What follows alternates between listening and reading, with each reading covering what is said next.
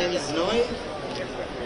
I'm a singer, I'm from Israel, and I happen to play in a lot of the community events.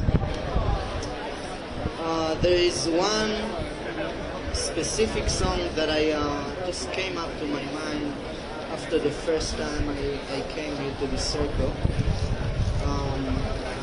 by a really amazing songwriter, Israeli songwriter. Her name is Chava Alberstein, and the song "Nikma Enoshit Achat" means one human tissue. So I'm gonna sing you the song. Before I'm singing the song, I'm gonna read you how I translated it. And yeah, of course, if you guys are familiar with the song, please join us. So it goes like this. When I die, something from you will die in you. When you die, something from you inside me will die with you. Because all of us are one living human tissue. And if one of us is living from us, something is dying in us, and something stays within. If we would only know how to calm the hostility, if we would know how to contain our rage, despite our umbre, to say sorry, if we would know how to start from the beginning, because all of us are one living human tissue, and if one of us is living from us, something dies in us, and something stays in us. It goes like this.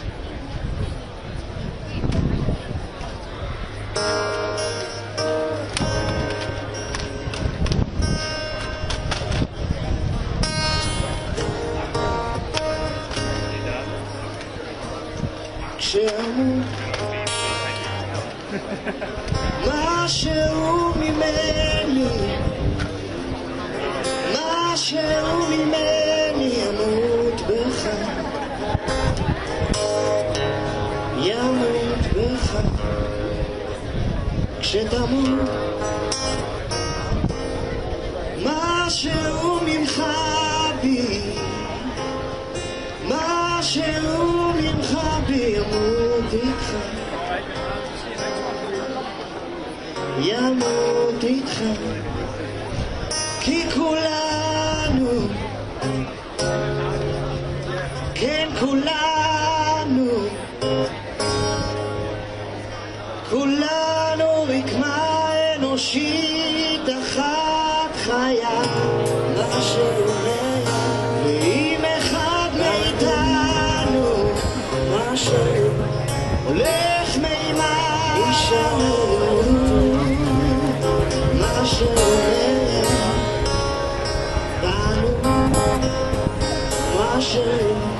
אם נדע נשאר איך להרגיע, איך להרגיע את האהבה, את האהבה, אם נדע להשקיע את זמן. Дорогой друг, коллеги,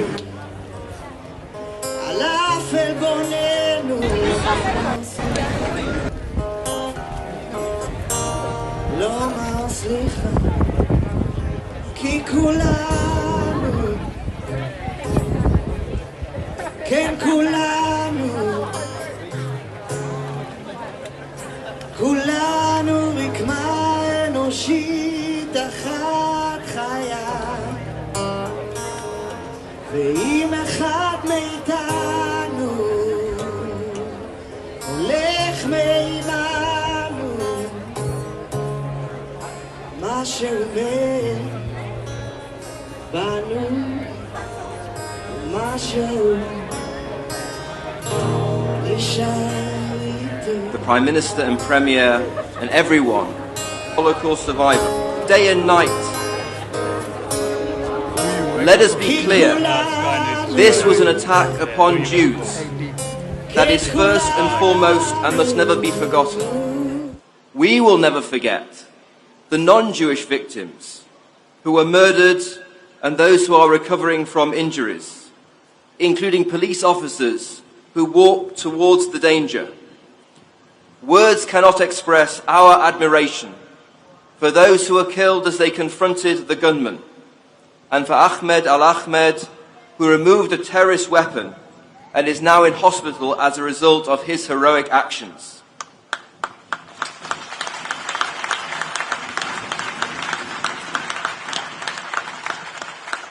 None of that should be obscured, and equally, let no one obscure the anti-Semitism, pure and simple, that this represents and expresses. Over the past 2 years, anti-Semitism in Australia has run riot. It has not been checked. It has not been stopped. Whatever has been done has been insufficient.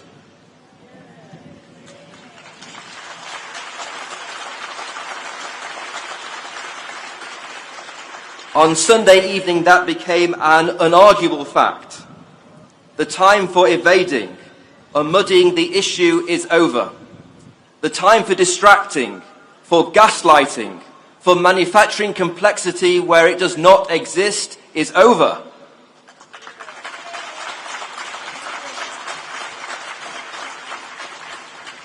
We can have all the political disagreements in the world, and we should be able to express them reasonably. But hateful rhetoric has to stop. Demonization has to stop. Pandering to movements that want to kill every Jew everywhere has to stop.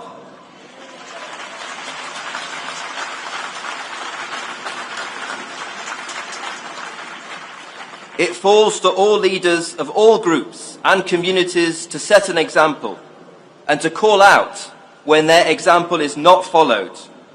Let no one deny what globalized the Intifada means. It means Jewish blood on the sands of Bondi Beach.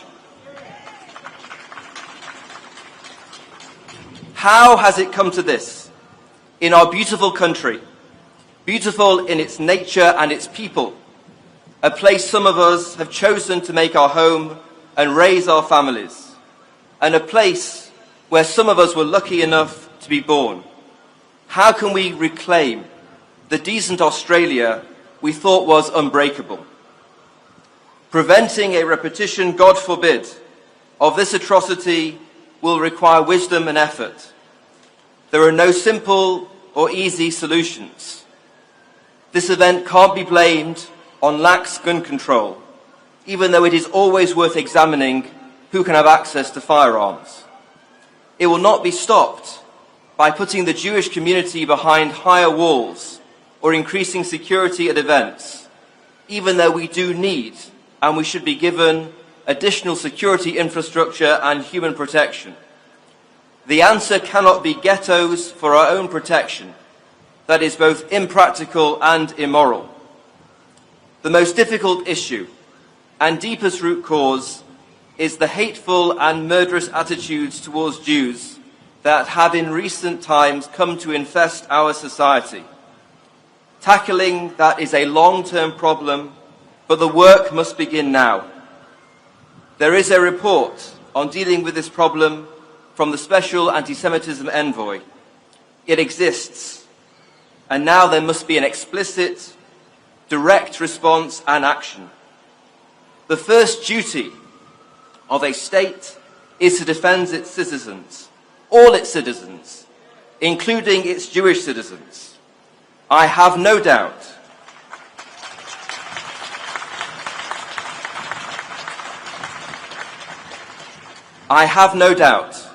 that our political leaders believe that as much as I do, but now we must see concrete actions being taken.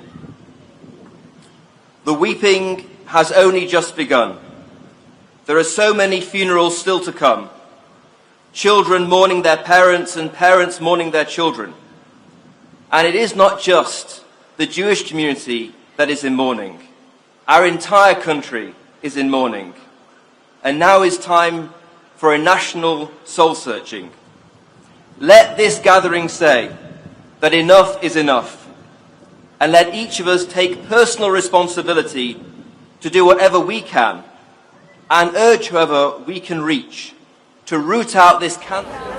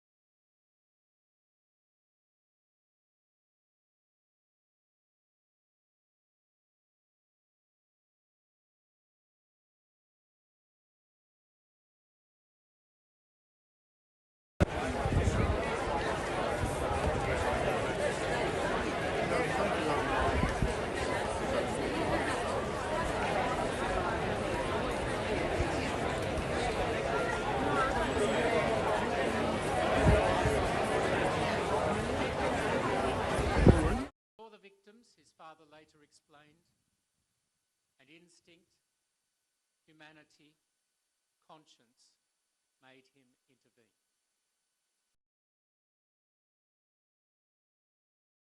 The dark stain of anti-Semitism on our city and nation challenges us all. Hanukkah and Christmas challenge us also.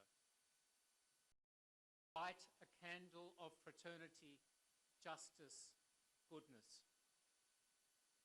The instruments of comfort, healing, mercy. Repair broken trust, torn social fabric, fractured peace. Demonstrate the best of humanity after witnessing the worst. Tonight, civic and religious leaders join together to commemorate the dead and to declare never again. Dedicate ourselves and our communities to building a better culture, safer laws, more civil discourse. Cultivating an environment where hatred finds no fertile ground, where violence is not tolerated, where ugly rhetoric is confronted before it divides and radicalises. 2 years now, week after week, demonstrations have taken place here in Hyde Park, within earshot of the Great Synagogue, where inflammatory messages were articulated unchecked, slogans chanted that turned up the temperature, messages delivered that made violence thinkable. This must stop.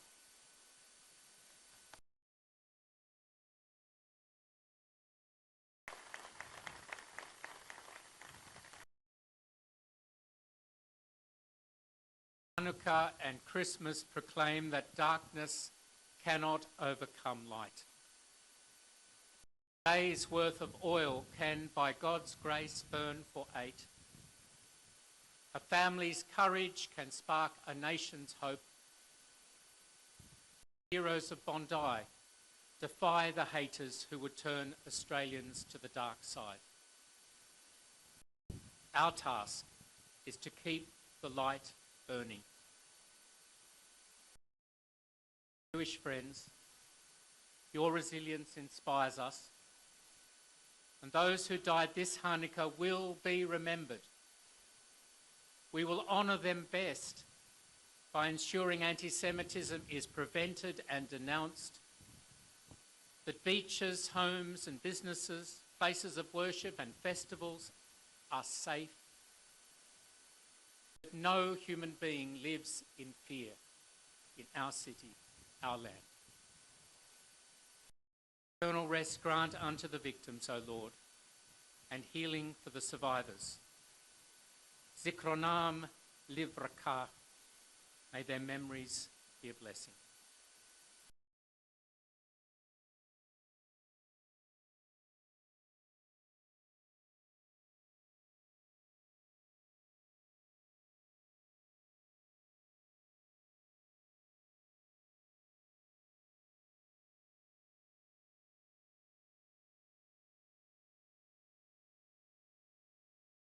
Grace, Archbishop Anthony Fisher.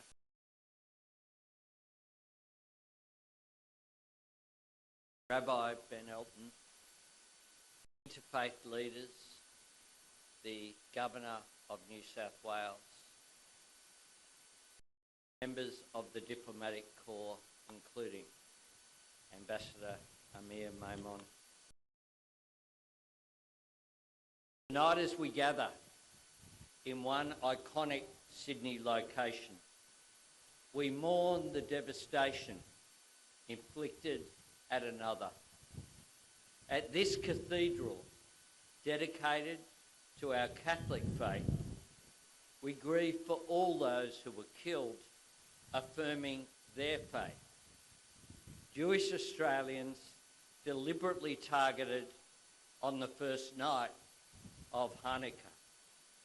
As they came together at that beautiful place to renew their hope, their resilience, their belief in the power of light, the darkness of terror and anti-Semitism was cast upon them. Our prayers this evening are for the souls of the innocent people whose lives were so cruelly and violently stolen away at Bondi Beach that Sunday evening. We pray with those who knew and loved them, including, I know, the family of Rabbi Eli, who was farewelled today. Everyone who has lost the centre of their universe, the love of their life, their pride and joy. We grieve for the light and laughter and strength and comfort that so many have lost. We grieve for everyone denied their future, and we grieve with everyone who would have shared in their happiness. We pray that those being treated for the injuries recover. We reflect with gratitude on the bravery and skill of the police and first responders who saved lives. And we offer our thanks for the courage and selflessness of everyday Australians. People who, in a moment of deadly danger, did not hesitate to run to the aid of strangers, to shield, shelter or comfort people fleeing in fear. Ordinary people demonstrating extraordinary courage, including the remarkable actions of Ahmed El Ahmed, who put himself in the line of fire, wresting a gun away from one of the shooters. People he has never met owe him their lives. We pray for the souls of Boris and Sophia Gurman and Reuven Morrison, murdered while bravely protecting others. Our nation owes them and all the heroes of Bondi a profound debt of gratitude, not just for their bravery, but also for their example, for reminding us that at the worst of times, we see the best of the Australian character. There was pure evil at Bondi last Sunday. Yet even at that moment, we were given proof that evil will never overcome the courage, decency, compassion and kindness of Australians that is central to the character of who we are. Our nation is stronger than the cowards who seek to divide us. The spirit of the country that we have built together will always be greater than those who seek to breach it. We are braver than the people who try to make us afraid. We will not be divided. We will come together as we are this evening, and we will come through this together. Friends, this sacred place is where I learnt about the love and compassion of Christ. I commenced school here in Year 5, and for the next 8 years I was nurtured here. As a student, as a boy, maturing into a young man, and as an altar boy in the church behind us in the Guild of St. Stephen.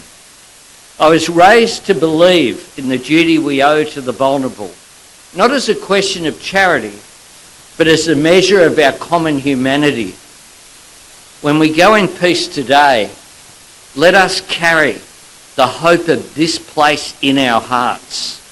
For those of us celebrating the birth of Jesus Christ in just over 1 week, let us live up to his example of love to our neighbours.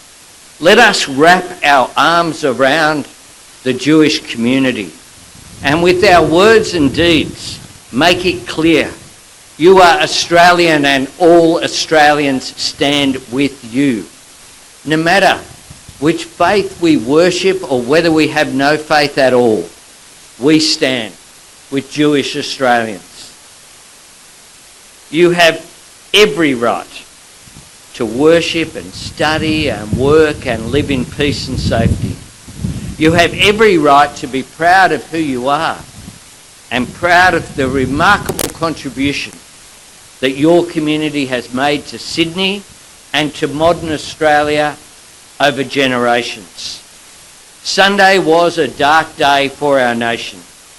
Tonight, as we illuminate this cathedral, let us ensure that Australia remains a land of light, a nation blessed and enriched and strengthened and inspired by every faith. And in the days ahead, may your faith comfort you, may it sustain you, may it lift you up and surround you with the love and nurture of others.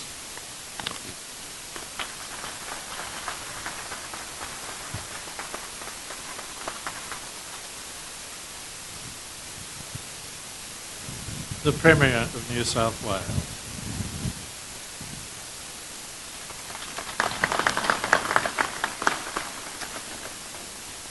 Prime Minister, Governor Beazley, Archbishop Fisher, Rabbi Elton, members of the Diplomatic Corps, including Ambassador Maimon, religious leaders, in particular President of the Jewish Board of Deputies, David Ossip. We were meant to gather here tonight to celebrate Christmas, a season that speaks to Christians of joy, of hope, and of light entering the world. Unfortunately, and instead, we come together here at the beautiful St. Mary's Cathedral in a different spirit, united in grief, but also in love, to stand alongside the Jewish community of New South Wales and to say clearly and without hesitation that you are not alone. In the Catholic tradition, places like this cathedral exist not just for celebrations, but for moments like this, moments when a community gathers for one another, to comfort each other, to bear grief together, and to affirm the dignity of every human life. Tonight, that's exactly what we're doing. Yesterday, many of us were deeply moved by the words of Rabbi Eli Feldman, who spoke so beautifully about his dear friend, Rabbi Eli Schlanger.